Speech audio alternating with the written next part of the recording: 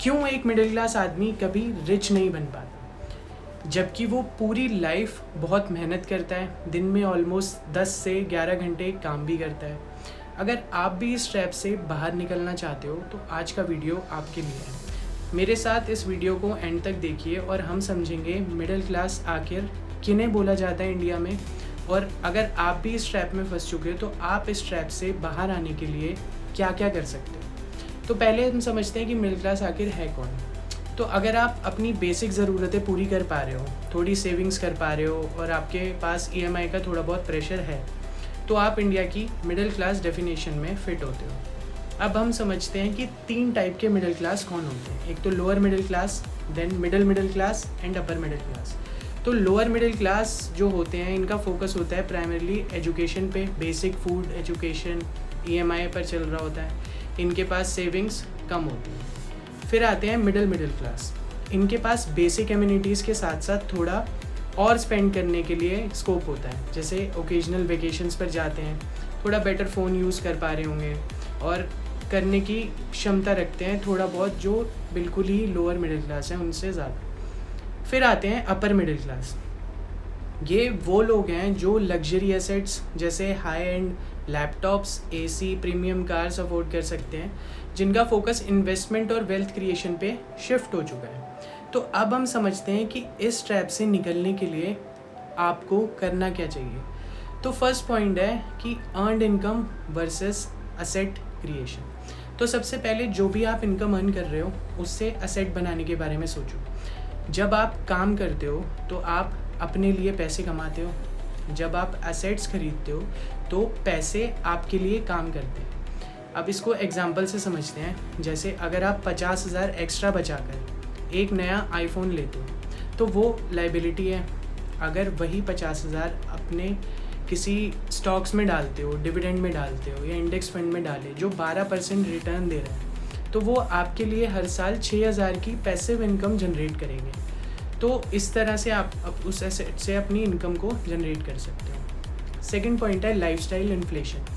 अब सैलरी बढ़ती है इंडिया में तो खर्चे उसके साथ उतने ही फास्टली बढ़ जाते हैं, लेकिन ये आपको कभी फ्री नहीं होने देंगे। जितना आप कमाओगे उतने खर्चे बढ़ जाएंगे, देन वो चीज़ इक्वल हो जाएगी। अब मान लो आप 80,000 कमा रहे हैं, अगर आपकी प्रमोशन हो गई और सैलरी 1.5 लाख हो गई, तो पुरानी गाड़ी को बेचकर लोन पर नई लग्जरी कार लेने के बजाय वही पुरानी गाड़ी चलाओ और 40,000 का डिफरेंस उसे सीधा म्यूचुअल फंड्स में इन्वेस्ट करो। 2 साल बाद आपके पास इतना बड़ा कॉर्पस होगा कि वही कार कैश में खरीद पाओगे। तो ये चीज़ आप अपने बेटरमेंट के लिए अप्लाई कर सकते हो। थर्ड है हाई इनकम स्किल्स।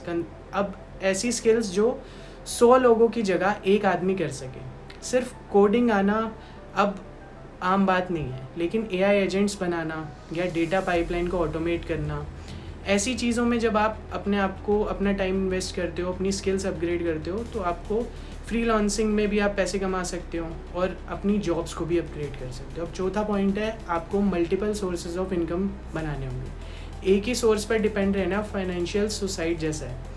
अब एग्जांपल, आप यूट्यूब पे डॉक्यूमेंट्रीज बना रहे हो, इससे सिर्फ एडसेंस की उम्मीद मत रखो, इसे एक बिज़नेस बनाओ। ब्रांड स्पॉन्सरशिप्स हो गई, डिजिटल कोर्स हो गए। अगर आप यूट्यूब कभी डाउन भी हो जाएगा तो आपके पास दूसरे इनकम स्ट्रीम्स होंगे, जैसे कि आप जहाँ जॉब कर रहे हो वो आपका एक इनकम सोर्स है, रेंटल इनकम बना सकते हो। फिफ्थ पॉइंट है एनफ का माइंडसेट।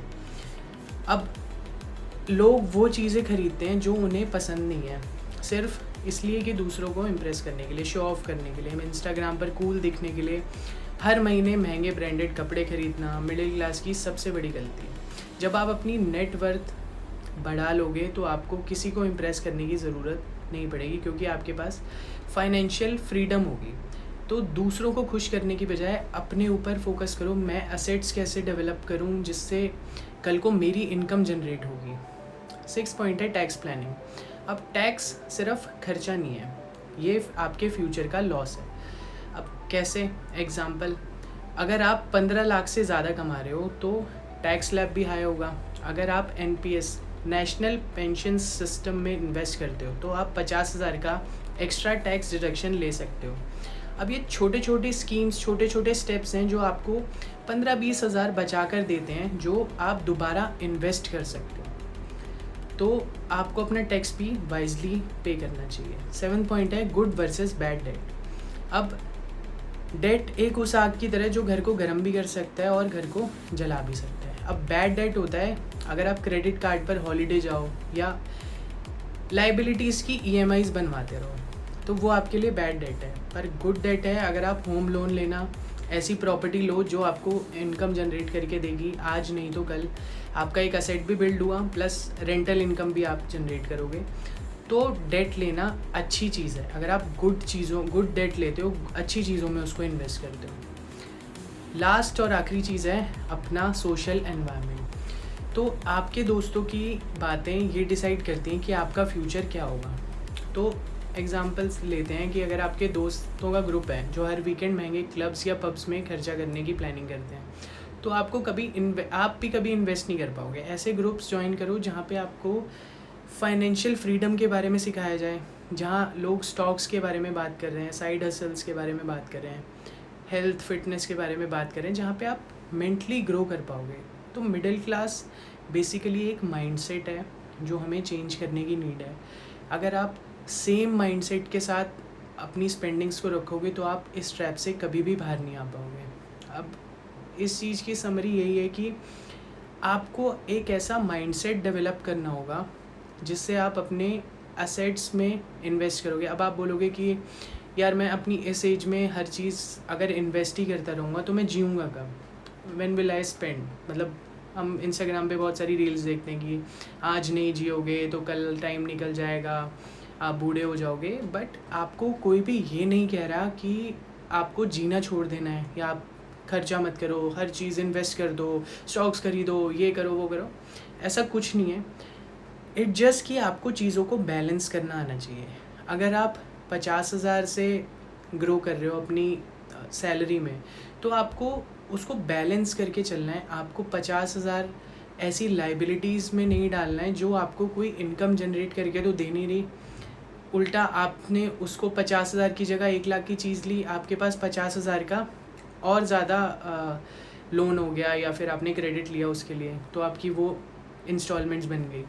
बल्कि आपको इन्वेस्ट करने के बारे में उसको सोचो कि आप जो भी अपना अमाउंट आपका बढ़ा है सैलरी में, आप उसको उसमें से 10-20% अपने ऊपर भी खर्च करो। साथ में लाइफ को भी इंजॉय करना इंपॉर्टेंट है, सब कुछ इन्वेस्टमेंट नहीं होता है। बट उसमें से एक अच्छा अमाउंट अपना इन्वेस्ट करो, अपनी इनकम सोर्सेज को जनरेट करो। एक इनकम सोर्स जो है वो बहुत डेंजरस है। आजकल हम डेली सुनते हैं कि यहाँ ले ऑफ्स हो गए, हमारी जॉब सिक्योर नहीं है, या कल को हम किसी वजह से जॉब नहीं कर पा रहे, या हम घर से नहीं, ऐसी कोई मतलब हमें इलनेस है कि हम अपने घर से नहीं निकल पा रहे।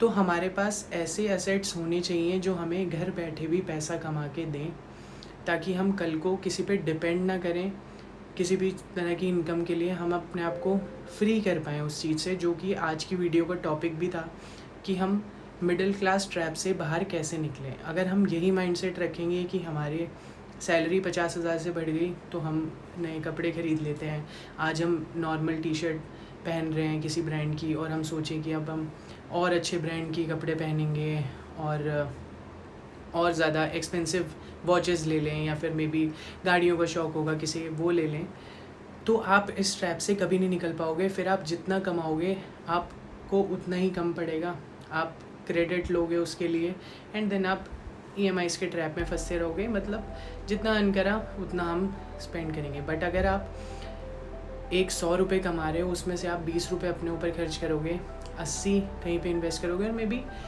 30 अपने ऊपर खर्च करोगे, 70 कहीं पे इन्वेस्ट करोगे, देन आप फ्यूचर के लिए सिक्योर होगे और आप जल्दी फाइनेंशियल फ्रीडम को अचीव कर पाओगे, इस मिडिल क्लास ट्रैप से बाहर निकल पाओगे और अपने आप को एक अच्छा फ्यूचर दे पाओगे। आज भी आप इंजॉय कर पाओगे, प्लस आप अपने फ्यूचर में भी उन पैसों से इंजॉय कर पाओगे। तो चॉइस आपकी है, आपको अपना माइंडसेट चेंज करना पड़ेगा। आपको आज अपने लिए वो पैसे जितने आप कमा रहे हो सारे अपने ऊपर खर्चने हैं, या फिर आपको कुछ पार्ट से अपना आज की लाइफ को एंजॉय करना है, प्लस आपको कुछ पार्ट उसका इन्वेस्ट करना है। तो इसी के साथ हम वीडियो को ख़त्म करते हैं।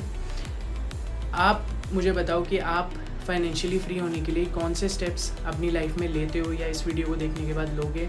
और अगर आपके सजेशंस हैं कि हमें और किसी टॉपिक पे वीडियो बनानी चाहिए तो आप कमेंट करके हमें बता सकते हो। तब तक के लिए thanks for watching, like share and subscribe. Thank you everyone.